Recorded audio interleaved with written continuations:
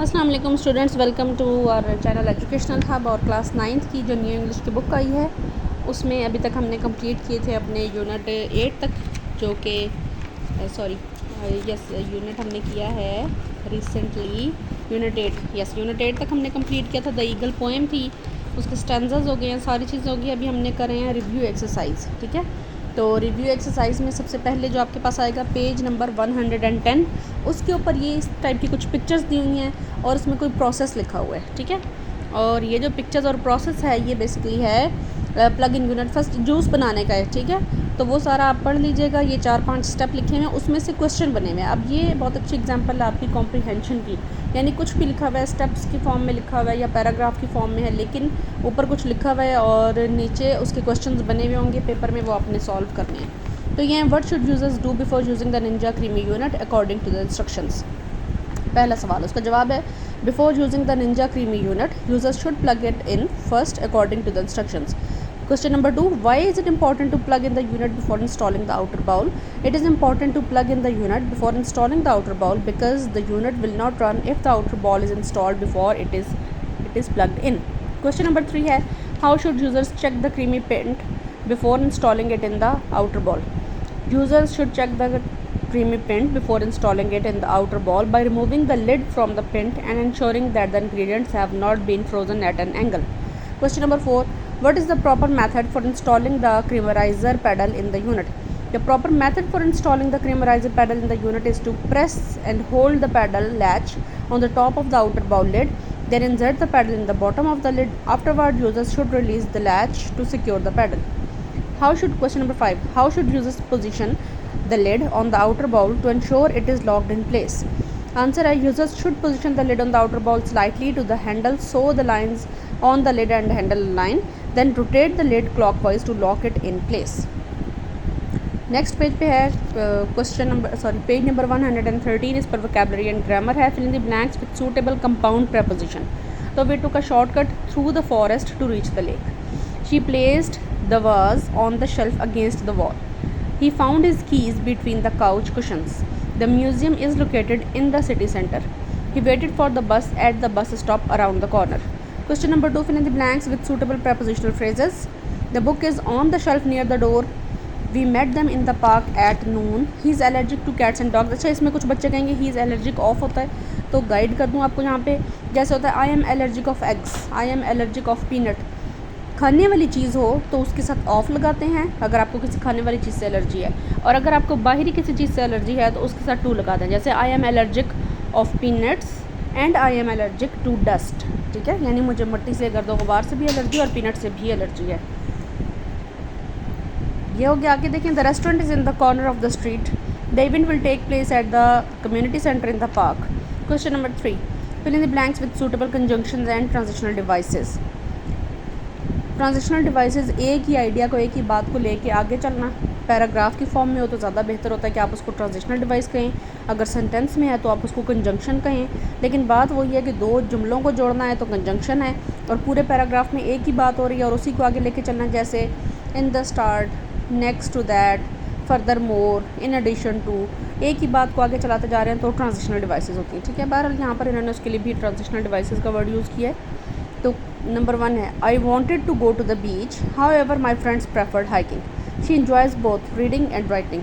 ही neither likes coffee nor tea. जिस जुमले में भी नीदर आ जाएगा वहाँ पे आपने आंखें बंद करके आगे नॉर लगाना है. ठीक है, they studied hard therefore they pass the exam. She not only plays the guitar but also the piano. Now come to the page number 114. Exercise same है. Question number 4, join the given sentences with subordinating conjunctions. She will go to the party after she finishes her homework.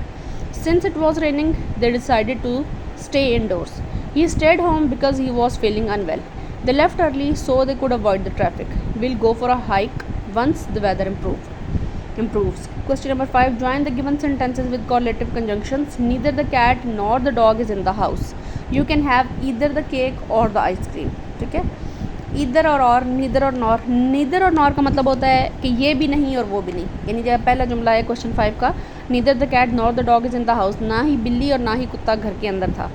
दूसरे वाले में है, you can have either the cake और the ice cream. और का मतलब होता है या, तो इधर जो है वो आपको दो चीज़ों में से चॉइस देने के लिए होता है कि या तो आप ये ले लें या वो ले लें, ठीक है, या तो आप ये काम करेंगे या फिर आप वो काम करेंगे। तो ये क्या कि या तो आप केक ले सकते हैं या फिर आइसक्रीम, दोनों नहीं मिलेंगी, दोनों में से कोई एक ऑप्शन चूज़ करना है। Next is he can either go to the concert और स्टे होम, यानी या वो कंसर्ट पे जाए या घर रहे। She not only enjoys reading but also writing, वो ना सिर्फ रीडिंग बल्कि राइटिंग को भी इंजॉय करती है। Will both go to the movie and have dinner afterward. Question number 5, अच्छा ये क्वेश्चन नंबर 5 ही नहीं होना चाहिए था, तो 6 होना चाहिए था, शायद इनकी मार्किंग में थोड़ा सा मसला है। Capitalize and punctuate the following sentences. जी पंक्चुएशन लगानी है। पंक्चुएशन आपके इंग्लिश के पेपर में आती है 3 नंबर की, ठीक है, उसमें फुल स्टॉप आता है, इसमें कॉमा आता है, उसमें इन्वर्टेड कॉमास आते हैं और उसमें क्वेश्चन मार्क आता है। उसमें अगर किसी लेटर का जो आपका प्रॉपर नाउन होता है, किसी का नाम आ जाए, किसी सिटी का नाम आ जाए और उसका फर्स्ट लेटर स्मॉल लिखा हो तो आपने कैपिटल करना होता है, ठीक है, तो उसकी थोड़ी सी प्रैक्टिस देख लें। The capital of Germany is Berlin, Germany भी प्रॉपर नाउन है, मुल्क का नाम है, और बर्लिन उसके एक शहर का नाम है, तो जर्मनी का जी कैपिटल करेंगे, बर्लिन का बी कैपिटल करेंगे और उसके आगे फुल स्टॉप डालेंगे। The Indus river originates in Tibet, Indus river का आई जो है वो स्मॉल है, उसको कैपिटल कर लें, सेंटेंस के आखिर में फुल स्टॉप डाल लें। Will they arrive at 8 o'clock, इसमें ओ और उसके साथ जो अपॉस्ट्रोफी लगता है वो मैंने डाला है, इसमें सिर्फ 8 ही था और 8 के आगे जो ओ था वो उसकी जगह पावर की जगह 0 बनाया हुआ था, ठीक है, तो ओ आपने पूरा डालना है, उसके आगे एक अपॉस्ट्रोफी टाइप होती है। Will they arrive at 8 o'clock और उसके आगे क्योंकि क्वेश्चन मार्क है उसके आगे आपने एक क्वेश्चन मार्क डालना है क्योंकि ये एक सवाल है।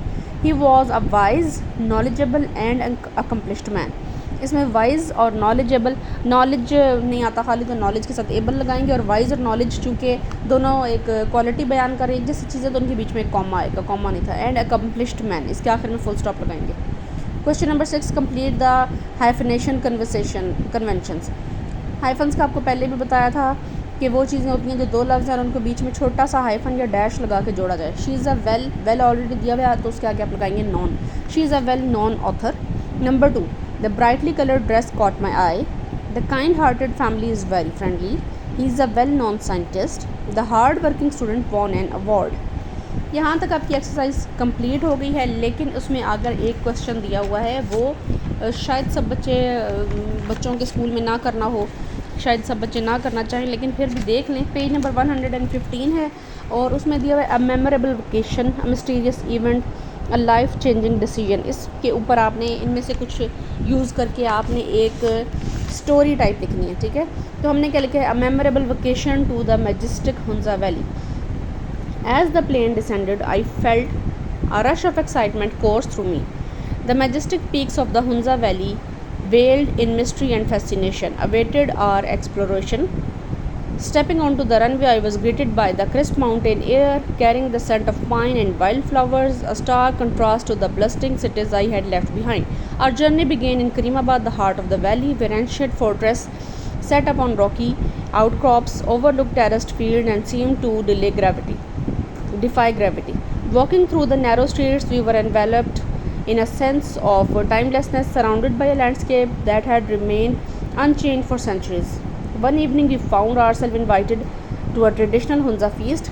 Gathered around a communal table, we sampled dishes bursting with flavor, each bite a testament to the region's rich culinary heritage.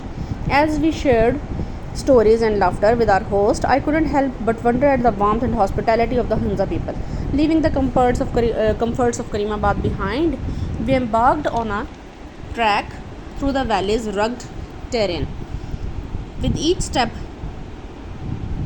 we were greeted by breathtaking views of snow-capped peaks and crystal-clear streams. Along the way, we encountered shepherds leading to their flocks and children playing in the fields, their laughter echoing through the mountains. One particular highlight of our journey was our visit to the ancient Baltit Fort. Perched high above the valley, the fortress stood as a silent sentinel, its weathered walls a testament to centuries of history.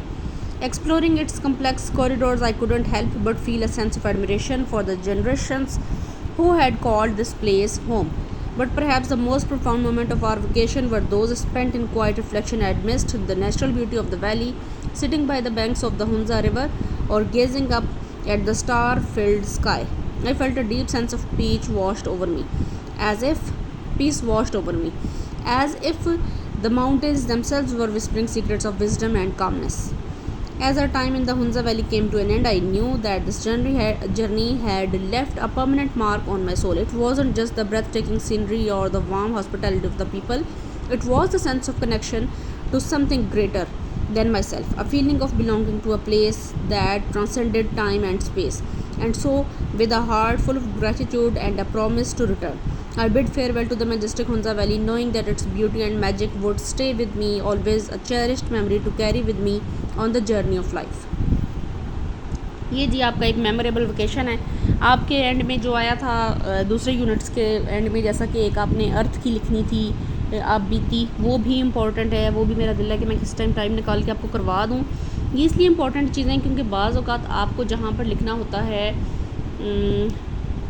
Dialogue मुकालमा या email की जगह, बाज़ औक़ात आपको दे देते हैं कि आपकी ज़िंदगी का कोई यादगार दिन। एक दफ़ा एग्ज़ाम में आया था बोर्ड के कि कोई यादगार दिन लिखें, ये आप याद कर लेंगे, आप उसकी जगह पे लिख सकते हैं अगर ये आ जाए तो, ठीक है। कि आप अपनी ज़िंदगी का एक यादगार दिन लिखें के बारे में लिखें, ठीक है।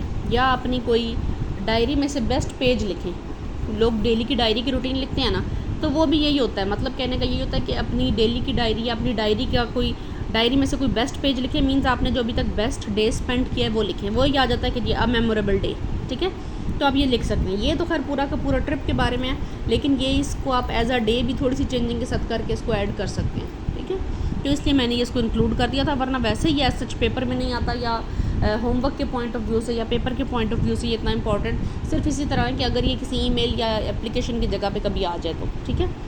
तो और इसके अलावा कोशिश करूँगी कि आज ही आपको यूनिट 9 स्टार्ट करवा दें। वो भी एक पोइम है और पोइम ही अच्छी खासी लेंथी है, उसकी रीडिंग में ही हमें अच्छा खासा टाइम लगेगा। इसके कोई 4-5 स्टैंज़ा हैं और अच्छे खासे लेंथी हैं। तो इसके अलावा कुछ और जानना चाहें, कुछ और देखना चाहें, पिछले पोइम में से यूनिट में से अगर कुछ रह गया हो जो आप देखना चाहते हैं अपलोड कर दूँ, तो काइंडली कमेंट सेक्शन ओपन है आपके लिए, उस पर कमेंट कर दीजिएगा। वीडियो को लाइक ज़रूर कर दिया करें, इससे आपके पैसे नहीं डिडक्ट होते, आपका बैलेंस नहीं डिडक्ट होता, ठीक है। और शेयर कर दें बाकियों के साथ तो अच्छी बात है। अपने चैनल अगर वीडियो अच्छी लगी है तो चैनल को सब्सक्राइब नहीं किया हो तो सब्सक्राइब कर लें, सब्सक्राइब किया हुआ है तो बेल आइकन पे क्लिक कर लें ताकि आपको नोटिफिकेशंस मिल जाएँ। और इसी चैनल पे हम मैथ की क्लास 9 की जो नई बुक आई है उसकी हम वीडियोज़ अपलोड कर रहे हैं, उनको भी काइंडली देखें और उनको भी शेयर करें, ठीक है। Thank you so much, take care, अल्लाह हाफिज़।